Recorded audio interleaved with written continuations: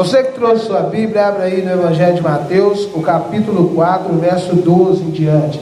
E assim, irmão, nós vamos dando sequência à nossa exposição do Evangelho de Mateus.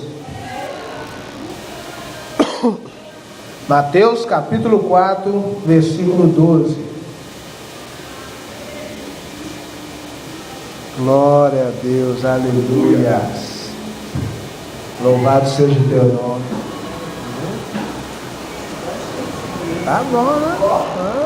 Glória a Deus. O menino já está dominando ali, ó. Irmãos, você que pode, fique sobre os seus pés para nós fazermos a leitura.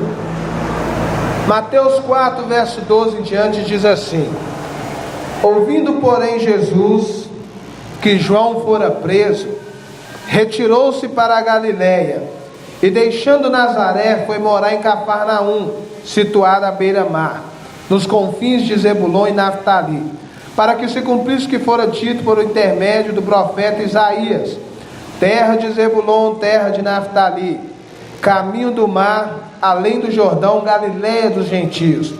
O povo que jazia em trevas viu grande luz, e aos que viviam na região em sombra da morte resplandeceu-lhes a luz. Daí por diante passou Jesus a pregar e a dizer: arrependei-vos, porque está próximo o reino dos céus. Amém? Podemos assentar.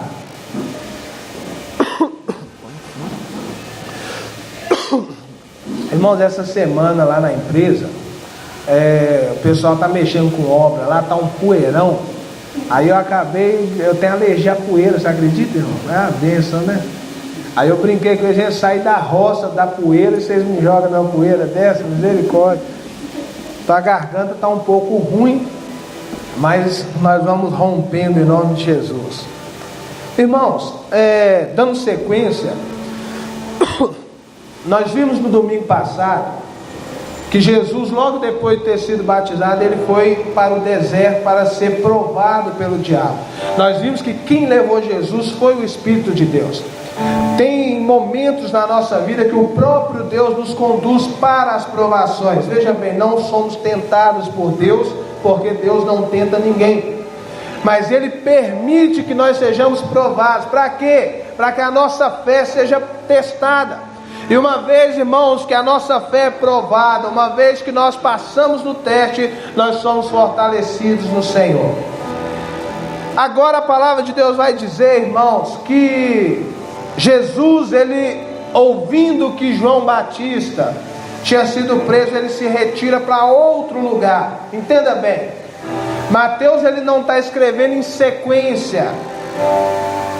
O período de Jesus no deserto até esse acontecimento, irmãos, leva algum tempo.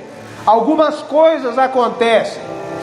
Que coisas são essas? Primeiro, a popularidade de Jesus começa a crescer. Nós vamos ver isso, irmãos, lá no Evangelho de João, no finalzinho do capítulo 3 e o começo do capítulo 4.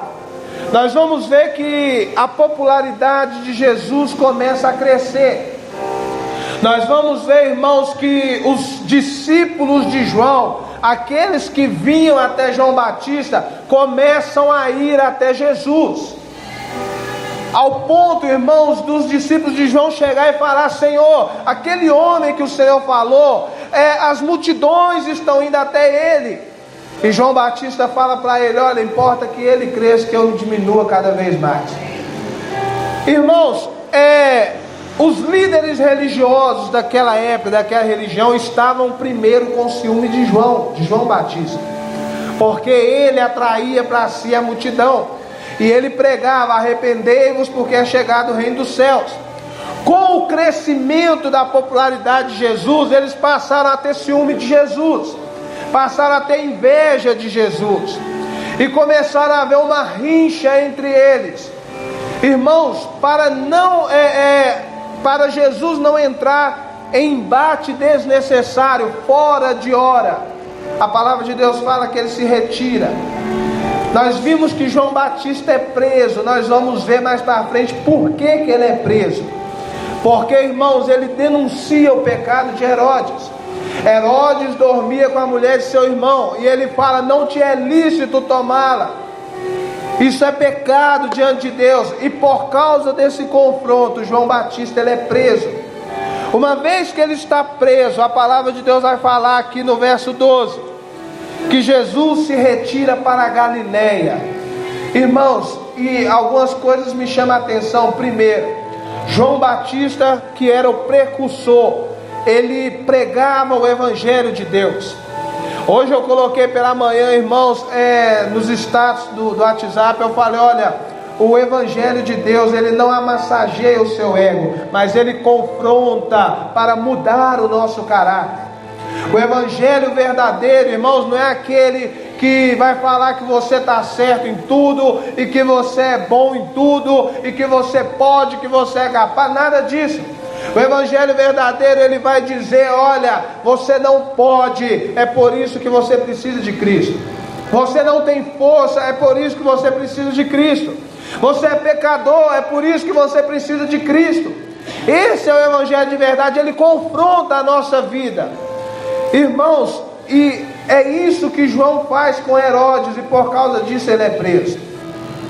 Jesus então ele se retira para Galileia, irmãos, para evitar confronto desnecessário. Não porque Jesus estava com medo, mas porque ainda não era a hora. Ele tinha que cumprir o propósito do Pai. Irmãos, Jesus não tinha medo.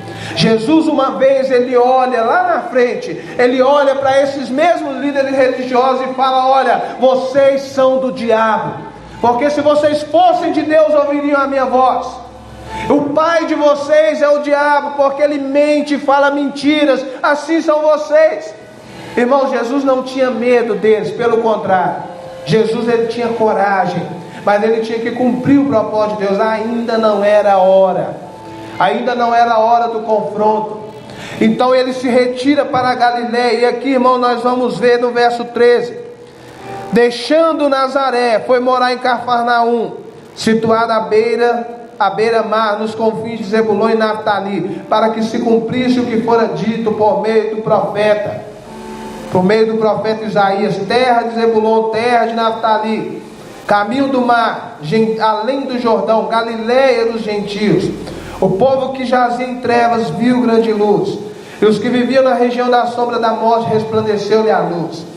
Irmãos, aquele lugar, ele era um lugar estratégico para onde Jesus foi. Primeiro, ali haviam várias cidadezinhas, vários vilarejos, e aquele lugar tinha uma população enorme. Então Jesus vai para ali para quê? Para que mais pessoas pudessem ouvir o seu Evangelho. Segundo, irmãos, aquele lugar era estratégico, porque aquele lugar era o caminho, a entrada dos gentios. É por isso que o profeta fala que caminho do mar, além do Jordão, Galileia dos gentios. Eles tinham que passar por ali para ir para vários lugares. Aquele lugar era como se fosse um centro comercial, era como se fosse, irmãos, um centro marítimo, onde as pessoas embarcavam ali para ir para vários outros lugares. E é ali naquele lugar onde Jesus ele agora vai montar a sua sede. Ele vai ficar ali, irmãos, a maior parte da sua vida. Ali ele vai fazer curas, ali ele vai pregar o Evangelho. Ali, irmãos, ele vai reunir os seus primeiros discípulos. E Jesus agora está naquele lugar para pregar para aquele povo que é chegado o reino de Deus. É interessante, irmãos, que Mateus vai dizer, se cumpriu a profecia. Por quê?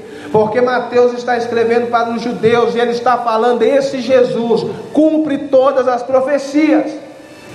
E ele mostra o tempo todo, irmãos, que Jesus era o Messias prometido. E ele vai dizer, olha, que quando Jesus chega ali, ele traz luz para um povo que vivia em trevas. Aquele povo, irmãos, ele tinha algumas dificuldades. Primeiro, eles eram cercados, irmãos, por outras nações pagãs.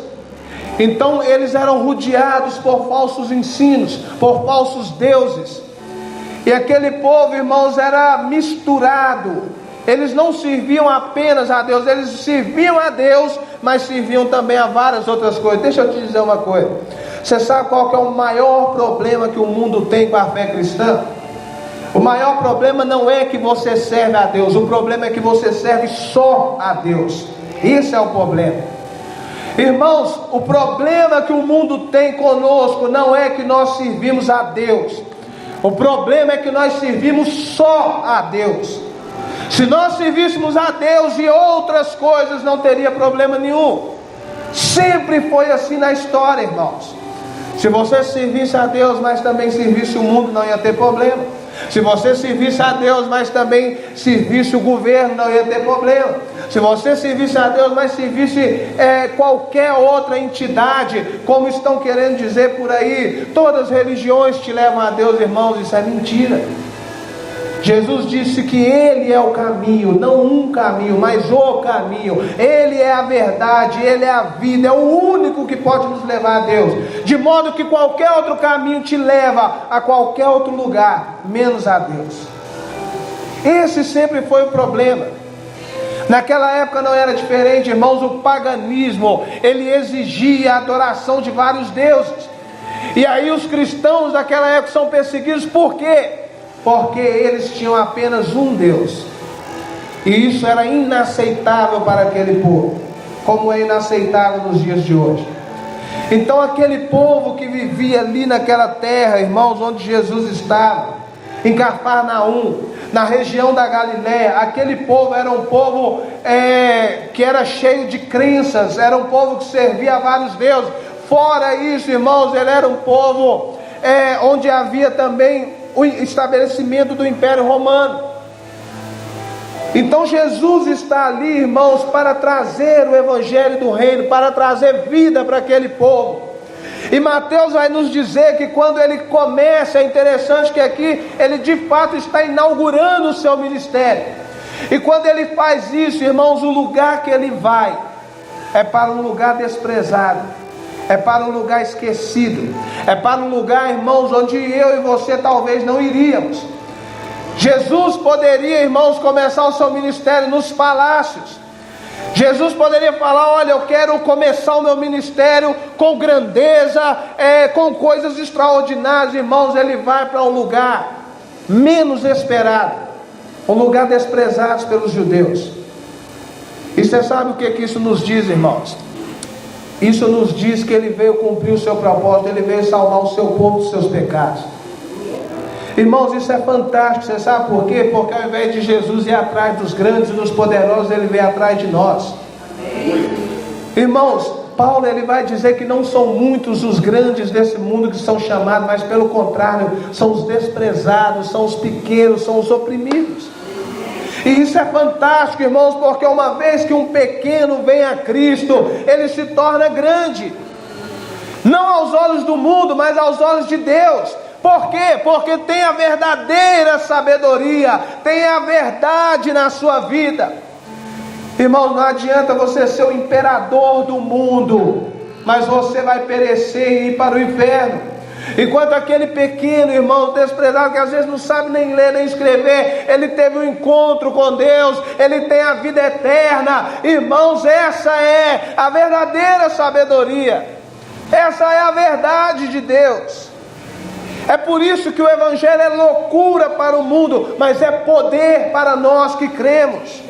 O mundo não consegue entender, irmãos, mas nós que cremos somos fortalecidos por esse poder.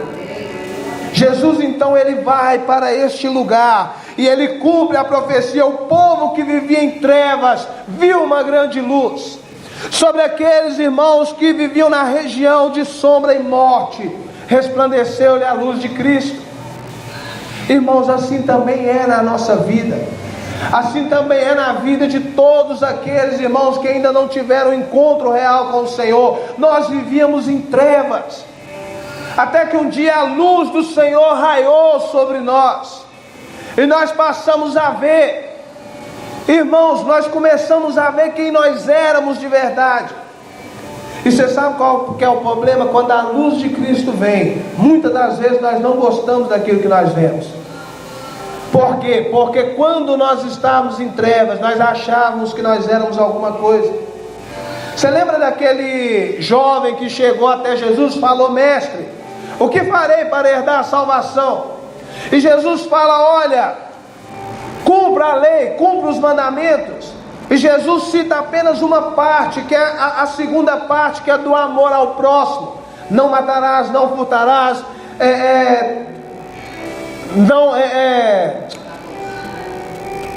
não darás falso testemunho. E o resumo da lei é: ama o teu próximo como a ti mesmo. E aquele jovem olhando para Jesus fala: tudo isso eu faço desde pequeno. Irmãos, olha que engano. Olha que engano. Jesus olha para o coração daquele jovem e vê que ele está enganado, vê que ele está mentindo. Você sabe o que Jesus faz? Falta uma coisa: vende tudo que tem e dá aos pobres. Irmão, Jesus não queria que ele vendesse tudo. Jesus queria mostrar para aquele homem que ele não estava cumprindo a lei como ele achava que estava. Porque ele fala: Senhor, eu amo o meu próximo como a mim mesmo. Mas enquanto o seu próximo passava necessidade, aquele homem tinha fartura e ele não ajudava. Qual foi o resultado? Ele se retira triste, irmãos, porque possuía grandes propriedades, grandes riquezas. Irmãos, quando a luz de Jesus vem, muitas das vezes nós não gostamos daquilo que nós vemos. Quando Jesus chegou para os fariseus e expôs a hipocrisia daqueles líderes religiosos, irmão, eles não gostaram daquilo que eles viram. É por isso que eles perseguiram o Senhor. O coração dos líderes daquela época estavam cheios de invejas, estavam cheios, irmãos, de ciúmes, de rancor, de soberbas e arrogâncias. Assim é nos nossos dias. É por isso, irmãos, entenda bem uma coisa: o Evangelho sempre vai ter duas reações. Ou ele vai quebrar os nossos corações e nós vamos amar a Cristo, ou ele vai endurecer o nosso coração e nós vamos odiar a Cristo. Toda vez que o Evangelho é pregado, essas duas coisas acontecem. Ou você enxerga a sua realidade, irmãos, e isso te leva aos pés de Cristo, ou você então, irmãos, ao ver a sua realidade, você tem raiva do que vê e você passa a odiar Cristo, porque Ele te mostrou isso, porque Ele confrontou o seu coração. Assim é o mundo, irmãos.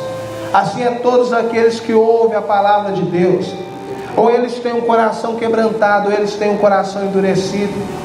O povo que vivia em trevas viu uma grande luz. Assim éramos nós. Quando a luz de Deus brilhou, irmãos, nós começamos a ver que muitas coisas que nós achávamos que era certo, estavam erradas. Quando a luz de Deus brilhou, irmãos, nós começamos a ver que muitas coisas que nós achávamos que era normal, que era comum, irmãos, não era.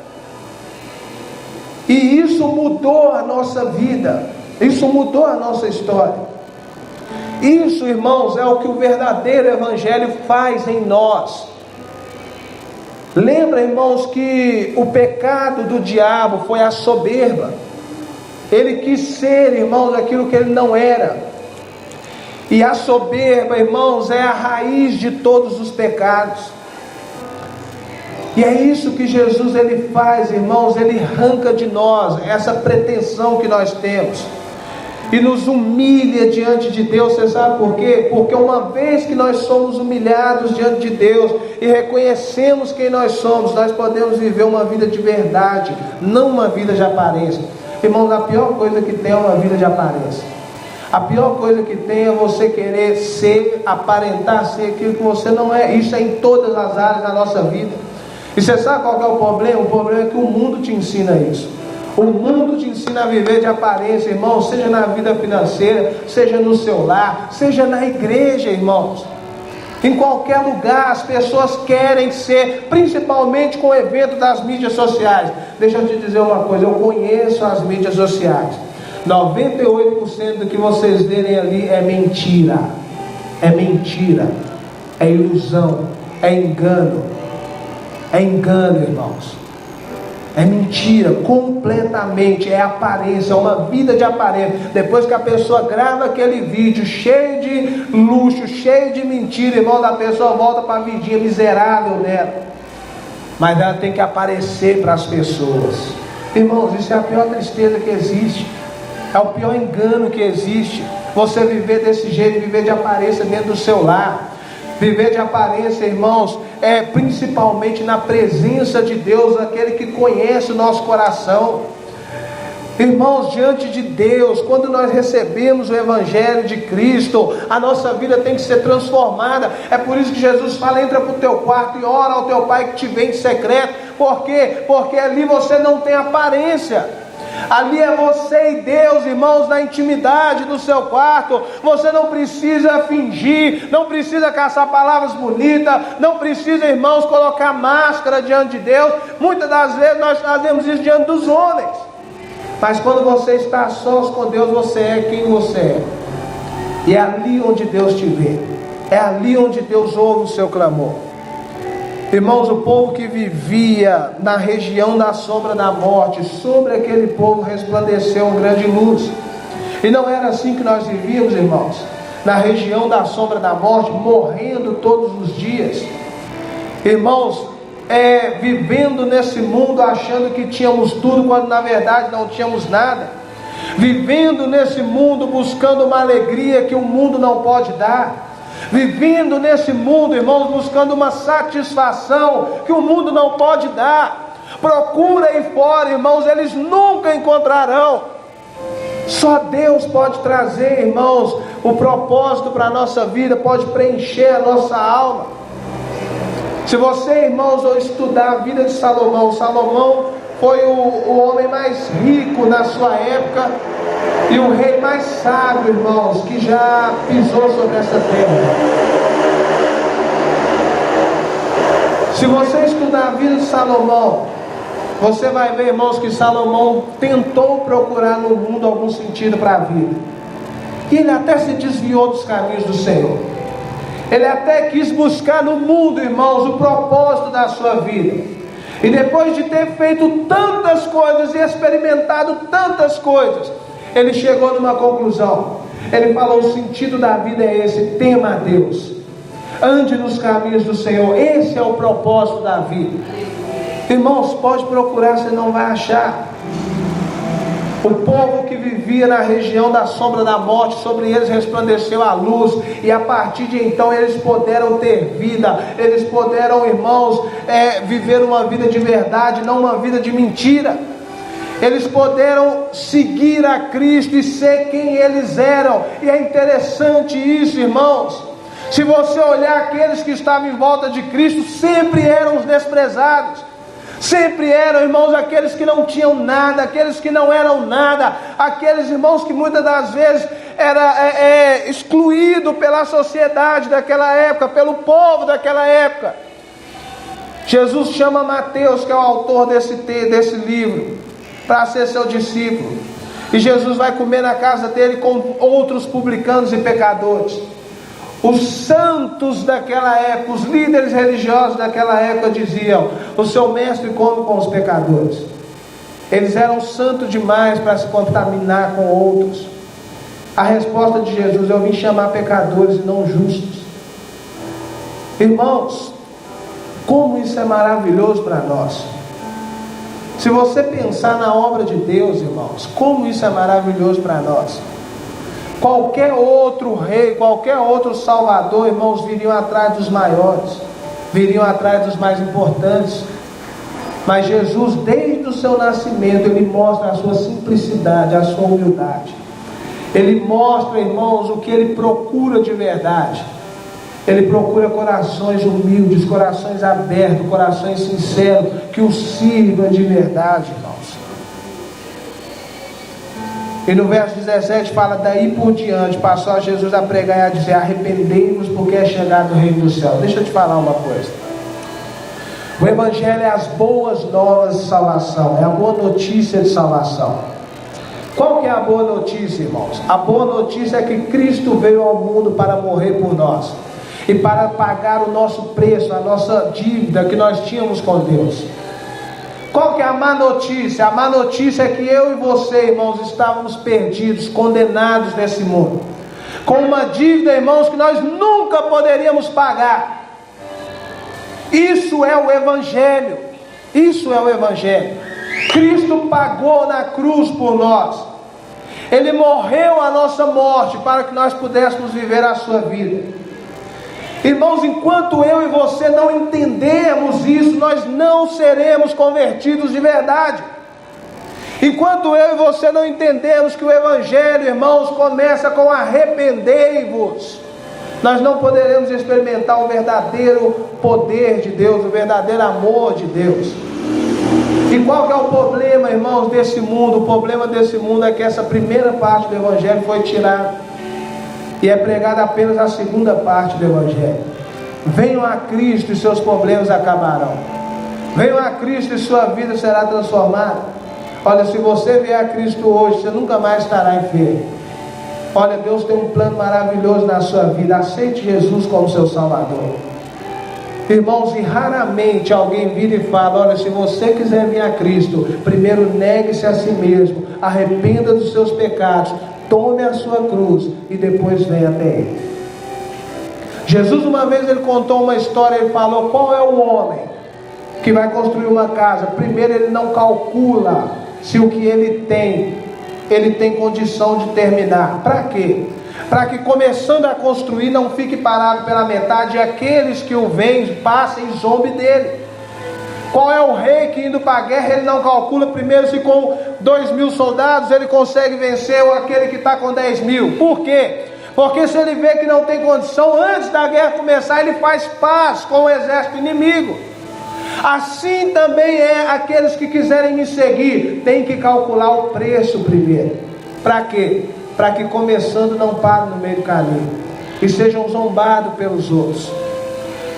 Irmãos, esse é o verdadeiro Evangelho. Qual que é o preço, pastor? O preço é renúncia, é negarmos a nós mesmos. Irmãos, não adianta nós virmos a Cristo, virmos a igreja sem querer renunciar. E hoje nós vemos tantas coisas, irmãos, tantas coisas absurdas, tantas pessoas abandonando a fé por coisas ridículas, por coisas inúteis. As pessoas abandonando a Deus, irmãos, por coisas banais. E Jesus, irmãos, agora Ele está aqui falando: olha, arrependei-vos e crede. Arrependei-vos, porque está próximo o reino do céu. Arrependei-vos, irmãos, e é interessante que esse reino está aqui, está sobre nós. E hoje, mais do que nunca, essa mensagem ela precisa ser pregada. Você sabe por quê? Porque Jesus está voltando. E não adianta você ganhar o mundo inteiro, irmãos, e perder a sua vida, perder a sua alma, perder a sua casa. Arrependei-vos, irmãos, e credes. Por que gastar a sua vida com as coisas banais desse mundo, se nós podemos dedicá-las a Cristo? Ah, pastor, mas se eu fizer isso, eu não serei reconhecido. Irmãos, você será reconhecido por Deus, e isso basta. Aquele que me confessar diante dos homens, eu confessarei diante do meu Pai. Deixa eu te dizer uma coisa: esse confessar não é vir aqui na frente e repetir uma oração decorada. Não tem nada a ver com isso, irmão. Ninguém que veio a Cristo teve que repetir essa oração. Eles tiveram que se arrepender dos seus pecados. O confessar a Deus, irmãos, diante dos homens, é através da sua vida você dá testemunho do Senhor. Aqueles que me negarem diante de Deus, eu negarei diante dos homens. Você lembra de Sadraque, Mesaque e Abednego? Foi colocada uma estátua de ouro e tocado, e ao soar da trombeta todos tinham que se prostrar. Irmãos, eles não eram os únicos judeus que estavam ali, mas eles foram os únicos que manteram de pé. Por quê? Porque eles não se dobrariam diante de nenhum outro senão do Senhor. Talvez algum dos seus amigos falou o que fala para mim, para você: rapaz, para que você vai fazer isso? Ajoelha, mas no seu coração Deus sabe que você não está adorando, você está fazendo isso apenas para não ter problema. E eu imagino eles respondendo: olha, se eu ajoelhar, eu vou estar falando e mostrando com a minha atitude para todo mundo que eu deixei de adorar o meu Deus, que eu deixei de servir o meu Deus. Irmãos, assim é na nossa vida. Muitas das vezes nós fazemos coisas nesse mundo, irmãos, pensando: Deus conhece o meu coração, eu estou fazendo isso aqui, mas Deus sabe que não é bem assim. Só que as nossas atitudes mostram se nós estamos confessando a Cristo ou se nós estamos negando a Ele. As nossas atitudes, irmãos. Então Jesus está dizendo: está próximo o reino dos céus, é chegado o reino dos céus. E eu digo nessa noite: está próximo a vinda do Senhor. É chegado a vinda do Senhor. O dia que nós nos alegraremos para sempre, irmãos. Por isso eu quero te incentivar nessa noite a viver o Evangelho verdadeiro. Eu quero te incentivar, irmãos, a não olhar para os seus problemas, a não olhar para as dificuldades dessa vida, porque o dia está próximo, o Senhor virá, e nesse dia, irmãos, nós seremos completos. Nesse dia, irmãos, toda perca que nós tivemos nesse mundo, nós teremos um ganho eterno com o Senhor. Esse é o verdadeiro Evangelho. Jesus nunca prometeu, irmãos, que iria curar todas as suas enfermidades, ou que iria te enriquecer, ou que você não teria problema. Pelo contrário, Ele falou: no mundo tereis aflição. Mas uma coisa Ele prometeu: que quando Ele viesse de novo, Ele enxugaria dos nossos olhos todas as lágrimas. Isso Ele prometeu, irmãos. E naquele dia, irmãos, aquele que nunca andou nesse mundo entrará por aquelas portas de pé. Você já pensou nisso, irmão? Você já parou para pensar quão glorioso vai ser esse dia? A vinda do Senhor, a inauguração do novo céu e da nova terra. Tem uma família lá no interior, e eles tinham um menino especial. O menino já era adulto, irmão, vai parecer uma criança, todo definhado. Ele não conseguia falar, ele dependia 100% de sua família. Irmãos, a gente ia lá, orava, cantava, e ele gostava daquela música Zaqueu. Toda vez que cantava, ele ria. E aí nós viemos para cá e recebemos a notícia que ele faleceu já há algum tempo. Irmãos, aqui nesse mundo ele nunca andou, ele nunca falou. Aqui nesse mundo ele não pôde falar nenhuma palavra. Mas deixa eu te dizer uma coisa: na vinda do Senhor ele terá um corpo novo, glorificado. Ele estará completo com o Senhor. Aqui nesse mundo, irmãos, aqueles que nasceram paralíticos ou que ficaram assim por causa de acidentes, irmãos, eles estarão andando por aquelas portas.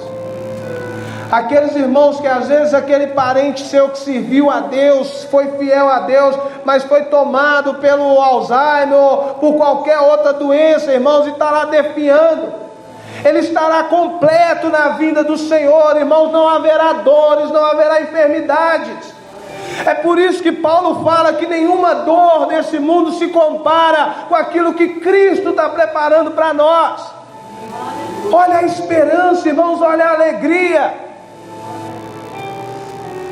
Eu não sei como que vai ser esse mistério, irmãos, mas as crianças que morreram e não tiveram chance de terem uma vida aqui, nós não sabemos como será, irmãos, mas eu sei que todos estarão ali, completos para o Senhor. Essa é a nossa alegria. Esse é o verdadeiro Evangelho. Os pais que perderam seus filhos novos, ou às vezes antes de nascer, irmãos, eles poderão ter a confiança: um dia eu encontrarei ali. Como, irmãos, eu não sei, mas é promessa do Senhor.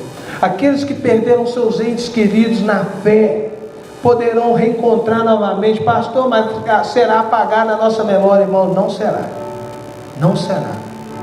Nós estaremos ali e nós saberemos por que nós estamos ali.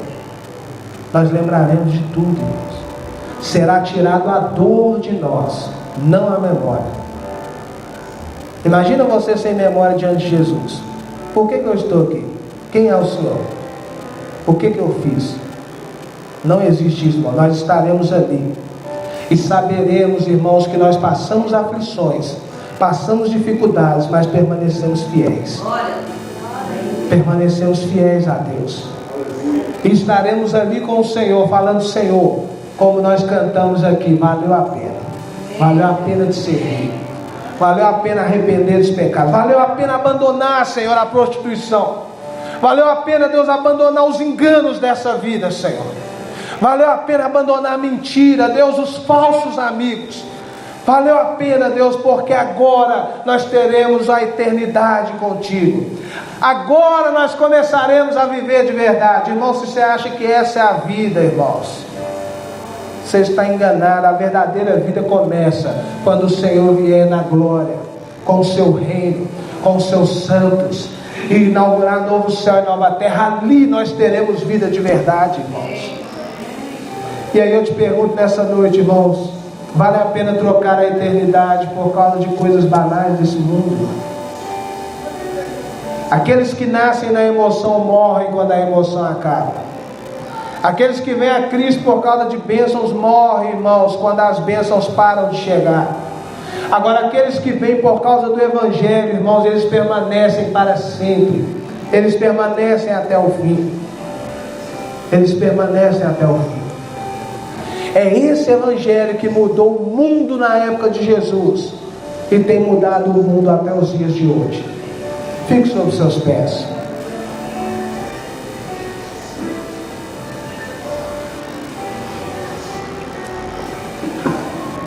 Eu quero te perguntar uma coisa nessa noite. Se a pregação de Jesus é essa: arrependei-vos porque é chegado o reino de Deus, será que nós podemos, irmãos, mudar essa pregação? Será que nós podemos pregar outras coisas senão o verdadeiro Evangelho do Senhor?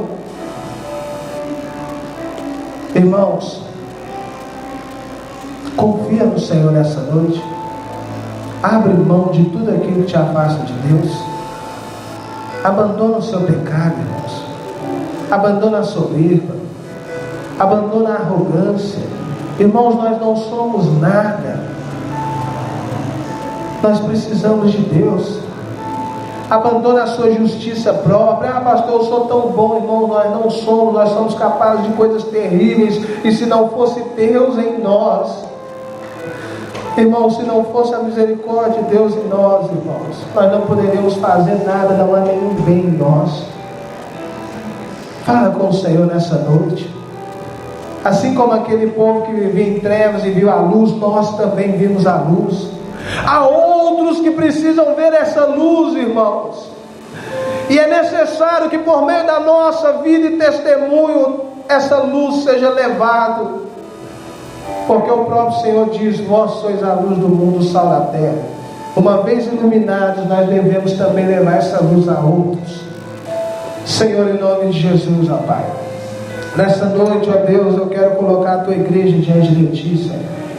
Nós, Senhor, que estávamos em trevas, que andávamos, ó Deus, na terra de sombra e morte, sobre nós resplandeceu a luz do Evangelho de Cristo, e nós passamos a ver a verdade, ó Pai, que antes não víamos, a verdade de que somos pecadores, ó Pai, a verdade, Deus, de que nós, Senhor, por nós mesmos, não podemos nada, nós não podemos nos achegar a Ti na nossa força, é só por causa de Cristo, é só por Tua causa, Senhor, que nós podemos nos achegar a Ti. E vendo essa verdade, Deus, nós passamos a ter uma nova vida. Nós fomos até a cruz e ali o fardo do nosso pecado caiu. Ali, ó Deus, nós passamos a ter uma nova vida. Ali o Senhor mudou a nossa história. Ali na cruz, Senhor, o Senhor transformou o nosso coração, Senhor. E por isso nós estamos aqui hoje, Pai,